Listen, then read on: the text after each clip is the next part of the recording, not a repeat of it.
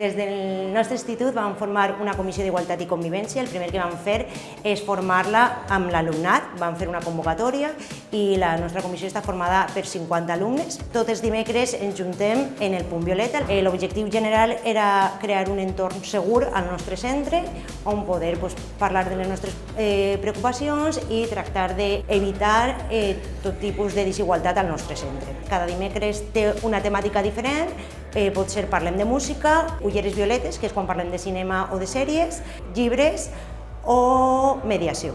A més d'aquests dimecres també preparem accions. Tenim 2 accions per avaluació.